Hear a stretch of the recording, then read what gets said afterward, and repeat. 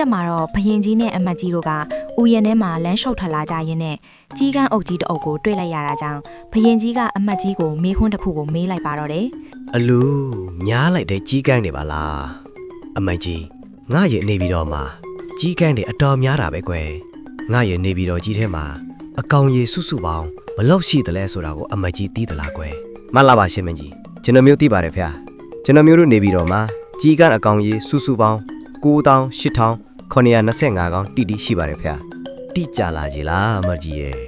မောင်မင်းပြောတာဟုတ်မဟုတ်ကိုဘလို့စစ်စီးလို့ရနိုင်မလဲဆိုတာပြောပြပါဦးတကယ်လို့မောင်မင်းပြောတာထက်ပိုနေခဲ့ရင်ရောကွယ်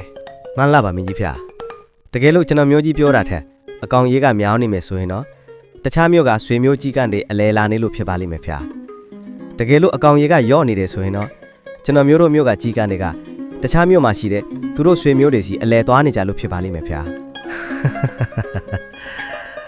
ပညာရှိပေးထားလာပါပြီတဲ့ကွယ် ဒီနောက်မှာတော့ဘရင်ကြီးကအမတ်ကြီးရဲ့အဖြေကိုအယမ်းသဘောကျသွားခဲ့တာကြောင့်စူတော်လာတော်တွေချီးမြှင့်လိုက်ပါတော့တယ်ဒါကြောင့်တခါတလေမှာအဖြေရခက်တဲ့မိခွန်းတွေအကျက်ရိုက်စေတဲ့အခြေအနေတွေကိုရင်ဆိုင်ရတဲ့အခါမှာပါးနတ်တဲ့ဉာဏ်ပညာနဲ့ဖြည့်ရှင်းတတ်ဖို့ကအယမ်းကိုအရေးကြီးလာပါတယ်ဒီလိုဇလန်းတိုလေးတွေကိုနေ့စဉ်ဖန်တီးတင်ဆက်ပေးသွားမှာဖြစ်လို့ ST Story ဆိုတဲ့ channel လေးကို subscribe မလုပ်ရသေးရင်လုပ်ထားပေးကြပါဦးနော်